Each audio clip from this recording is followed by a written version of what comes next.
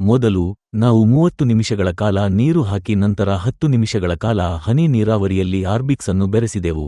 ನಾವು ಎಪಿಕೆಎಸ್ ಆರ್ಗಾನಿಕ್ಸ್ ಅನ್ನು ನೇರವಾಗಿ ಸಂಪರ್ಕಿಸಿ ಅದನ್ನು ಹೇಗೆ ಬಳಸುವುದು ಎಂದು ಕೇಳಿದಾಗ ಅವರು ಗೊಬ್ಬರವನ್ನು ಹೇಗೆ ಹಾಕಬೇಕು ಮತ್ತು ಎಷ್ಟು ಹಾಕಬೇಕು ಎಂಬುದನ್ನು ವಿವರವಾಗಿ ವಿವರಿಸಿದರು. ಈಗ ನಾವು ನಮ್ಮ ಬೆಂಡೆಕಾಯಿ ಗಿಡಗಳನ್ನು ನೋಡಿದರೆ ಎಲ್ಲಾ ಸಸ್ಯಗಳ ಮೇಲೆ ಅನೇಕ ಕೊಂಬೆಗಳು ಬೆಳೆದಿವೆ ಮತ್ತು ಹೂವುಗಳು ಚೆನ್ನಾಗಿ ಅರಳಿವೆ.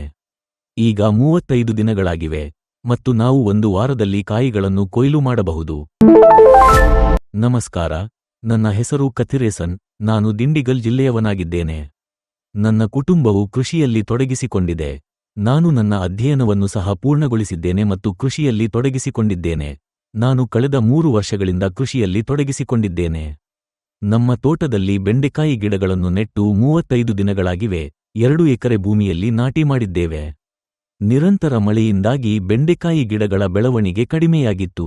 ಈ ಬೆಳೆಗೂ ಮುನ್ನ ಮೆಣಸಿನಕಾಯಿಗಳನ್ನು ನೆಟ್ಟಿದ್ದೆವು. ಆ ಸಮಯದಲ್ಲಿ ನಾವು ಆರ್ಬಿಕ್ಸ್ ಅನ್ನು ಬಳಸಿದ್ದೆವು. ಆರ್ಬಿಕ್ಸ್ ಅನ್ನು ಬಳಸಿದ ನಂತರ ಸಸ್ಯಗಳು ಹೆಚ್ಚು ಕೊಂಬೆಗಳನ್ನು ಬೆಳೆದವು, ಹೂವುಗಳು ಹೆಚ್ಚು ಅರಳಿದವು ಮತ್ತು ಹೆಚ್ಚಿನ ಪ್ರಮಾಣದಲ್ಲಿ ಕಾಯಿಗಳನ್ನು ಪಡೆಯಲಾಯಿತು. ಪ್ರತಿ ಗಿಡಕ್ಕೆ 10 ಕಾಯಿಗಳನ್ನು ಪಡೆದಲ್ಲಿ ಈಗ 25 ಕಾಯಿಗಳನ್ನು ಪಡೆಯಲಾಯಿತು. ಆಗ ಇದನ್ನು ಬೆಂಡೆಕಾಯಿ ಗಿಡಗಳಿಗೂ ಬಳಸಬಹುದೆಂದು ನಾನು ಭಾವಿಸಿದೆ ಮತ್ತು ನಾನು ಎಪಿಕೆಎಸ್ ಆರ್ಗಾನಿಕ್ಸ್ನಿಂದ ಈ ಆರ್ಬಿಕ್ಸ್ ಅನ್ನು ಖರೀದಿಸಿ ಬಳಸಿದೆ. ಕೇವಲ 1 ವಾರದ ಬಳಕೆಯಲ್ಲಿ ಉತ್ತಮ ಬದಲಾವಣೆ ಸ್ಪಷ್ಟವಾಗಿ ಕಂಡಿತು. ಕೊಂಬೆಗಳಿಲ್ಲದ ಸಸ್ಯಗಳು ಸಹ ಚೆನ್ನಾಗಿ ಬೆಳೆದವು. ಹೂವುಗಳು ಸಹ ದೊಡ್ಡ ಪ್ರಮಾಣದಲ್ಲಿ ಅರಳಿವೆ. ಈಗ 35 ದಿನಗಳು ಕಳೆದಿವೆ ಮತ್ತು ಇನ್ನೊಂದು ವಾರದಲ್ಲಿ ಕಾಯಿಗಳನ್ನು ಕೊಯ್ಲು ಮಾಡಬಹುದು. ನಾವು 2 ಎಕರೆಗೆ 10 ಲೀಟರ್ ಪ್ರಮಾಣದಲ್ಲಿ ಆರ್ಬಿಕ್ಸ್ ಅನ್ನು ಖರೀದಿಸಿ ಬಳಸಿದ್ದೇವೆ. ಕೇವಲ 1 ವಾರದ ಬಳಕೆಯಲ್ಲಿ ರೆಂಬೆಗಳು ರೂಪುಗೊಂಡವು, ಅನೇಕ ಹೂವುಗಳು ಅರಳಿದವು. ಅದಕ್ಕೆ ಅನುಗುಣವಾಗಿ ಇಳುವರಿಯನ್ನು ಸಹ ಪಡೆಯಲಾಯಿತು. ಮೊದಲು ನಾವು 30 ನಿಮಿಷಗಳ ಕಾಲ ನೀರು ಹಾಕಿದೆವು. ನಂತರ ಆರ್ಬಿಕ್ಸ್ ಅನ್ನು ಹನಿ ನೀರಾವರಿ ವ್ಯವಸ್ಥೆಯಲ್ಲಿ 10 ನಿಮಿಷಗಳ ಕಾಲ ಬೆರೆಸಿದೆವು.